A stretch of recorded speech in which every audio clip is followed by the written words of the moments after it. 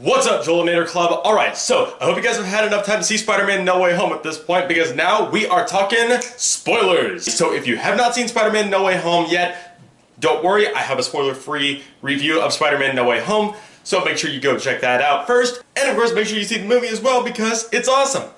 Alright, official disclaimer is out the way, let's talk spoilers for Spider-Man No Way Home. Alright, so I'm going to touch on the major spoilers for Spider-Man No Way Home, and I'm also going to talk a little bit about my experience when I saw the movie. Okay, so like I said in my review, Spider-Man No Way Home picks up right where Spider-Man Far From Home left off, and now everybody knows that Peter Parker is Spider-Man, and he's just everywhere.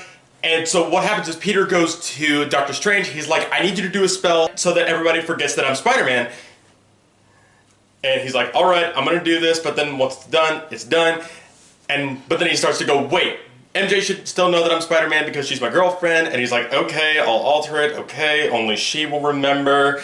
Then he's like, wait, my best friend Ned should know. He's like, okay, your girlfriend, best friend, fine. Then he just starts adding on more and more people. And then eventually, Doctor Strange tells him about the multiverse, and he's just like, okay, you've just seriously messed some stuff up because the multiverse is full of stuff that we don't realize yet and that we don't know about. That is where the plot of this movie really kicks into high gear. Okay, so this officially starts off with the fight on the bridge when Doc Ock shows up. Of course, we saw this in the trailer. Doc Ock shows up, still played by Alfred Molina, but this fight, I gotta admit, is pretty epic because you see Doc Ock fighting Spider-Man, and it's all epic, and Peter's like, wait, how does he know my name, and like, what's going on here? Of course, a lot of people have also pointed out that when Peter is not in his suit in this scene, he's actually wearing the same clothes as Tobey Maguire in the Raimi trilogy, so that's pretty cool. But anyway, this fight goes on, and then eventually the tech from his Iron Spider suit gets into Doc Ock's arms, but sure enough, Spider-Man finds a way to override it, gains control of the arms with his mind, and I'm just like, oh my gosh, I did not expect this. I thought that was really cool. So sure enough, Spider-Man gains the upper hand, but then the Green Goblin shows up, and then they're teleported away to Doctor Strange's sanctum. Sure enough, the Lizard's there too, and then that's when Doctor Strange starts to tell Peter what he was telling him earlier, because he asks Doc Ock, he's like, do you know Peter Parker who's Spider-Man? Yes. Is that him? No. After that, Peter tries to go and try and see if he can fix this, but sure enough, he runs into Electro from The Amazing Spider-Man 2, played by Jamie Foxx. Okay, this is one thing that I kind of have to raise my eyebrow at. First of all, I think it's great seeing Jamie Foxx back as Electro because I am actually among the minority. I thought he was cool in Amazing Spider-Man 2. I actually didn't mind his performance. But how the heck does he know that Peter is Spider-Man? He didn't find that out in the movie. If anybody knows the answer to that, please let me know in the comments.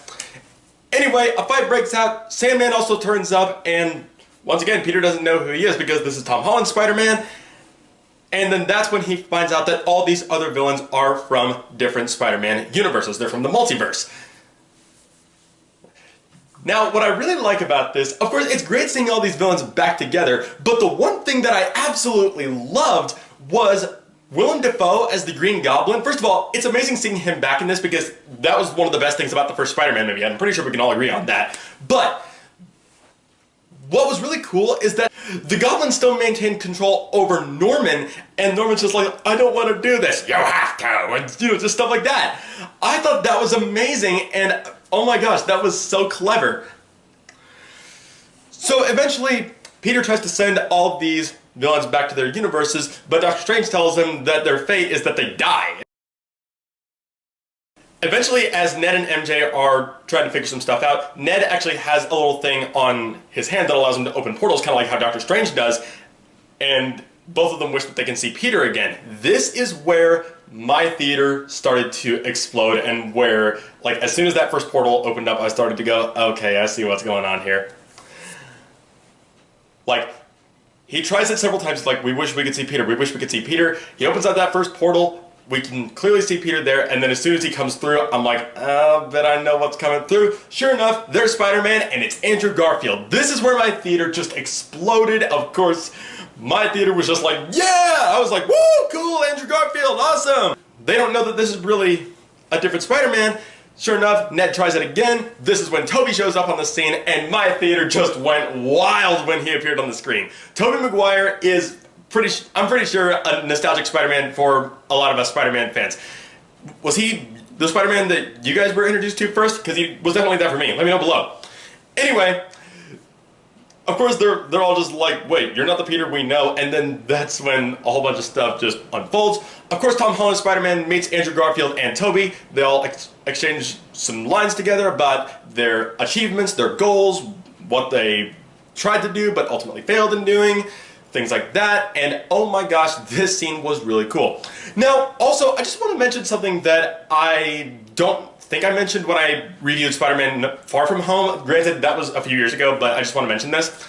I believe either before that movie was released or afterwards, Tom Holland actually said that he would be open to the idea of doing a live-action Spider-Verse movie with Tobey Maguire and Andrew Garfield. I started hearing rumors about that, and so I pretty much heard about that before these major rumors about them appearing in this movie even started. And at that point, I was like, that's actually pretty cool. I wouldn't mind seeing that. Of course, they're in this movie, and I'm happy they were, so that's cool. What was great about this is, as they're all working on each other's tech, they talk about how Tobey has organic web shooters and that whole thing, but the thing that just made my entire theater just burst out and start laughing on the floor is when Ned goes, Peter, and they all go, yes? And he goes, no, Peter Parker, what? Oh my gosh, that scene was so awesome, I love it. Of course, now we come to the climax. They're all setting up, and this is where I feel Tom Holland's Spider-Man really has grown into a different kind of hero. And let me explain what I mean by that. He starts calling the other two Spider-Men, both Tobey Maguire and Andrew Garfield, by Spidey 2 and Spidey 3, because like they're using code names. And by the end, he makes a decision that I think is the biggest decision that Tom Holland's Spider-Man has ever made, and I will come back to that in just a second. They all keep talking about how, like, Tobey Maguire fought Venom and Andrew Garfield fought the Lizard. And then Tom Holland's like, look, I should be the one leading the charge because I was in the Avengers. Tobey Maguire goes, you were in the Avengers? That's so cool. What is that? My theater just bursted out laughing when he said that. That was so freaking cool. So the whole final showdown was incredible. This whole movie was pretty much like Spider-Man fan service, is essentially what I'm saying. But the one thing that we saw in the trailer that I heard a few people kind of, you know, talking about before the movie was released was there's this one part during the final fight where MJ falls off, Tom Holland Spider-Man jumps off, tries to save her, but then one of the villains hits him, I forget which one it was, and you know, he gets sucked back into the fight. So Andrew Garfield jumps off and he's the one who saves her. That was really cool. And I really loved how Andrew, I believe recently, he said that that was kind of his, like, redemption for not being able to save Gwen. Like, this is his second shot and he finally did it. Like, that was really awesome. I really liked seeing that. And then by the end, Doctor Strange shows up and Peter's like, okay, do the spell, but have everyone forget that I was Spider-Man. Send all these guys back to their dimensions in the multiverse. Don't worry, I know what I'm doing. And that, I thought, was the smartest decision that Tom Holland's Spider-Man has ever made. That was really cool. And also, I just found out recently that by the end, when Andrew Garfield looks at Tobey and Tom and says, I love you, I found out that that part wasn't even scripted. He just said that because he really liked working with them. So that was really cool. Of course, you know, this whole movie was just Spider-Man fanboyisms and just action from start to finish, lots of comedy. This was everything I wanted in a Spider-Man movie, and I absolutely loved Spider-Man No Way Home. So, those are my thoughts on a few of the spoilers from Spider-Man No Way Home. Let me know what you thought in the comments down below. I'm sure I missed some stuff. In fact, I know I did. But of course, anything that I missed, let me know in the comments and let me know your thoughts on those things as well. As always, thank you guys so much for watching. You guys are the best. And I'll see you guys next time.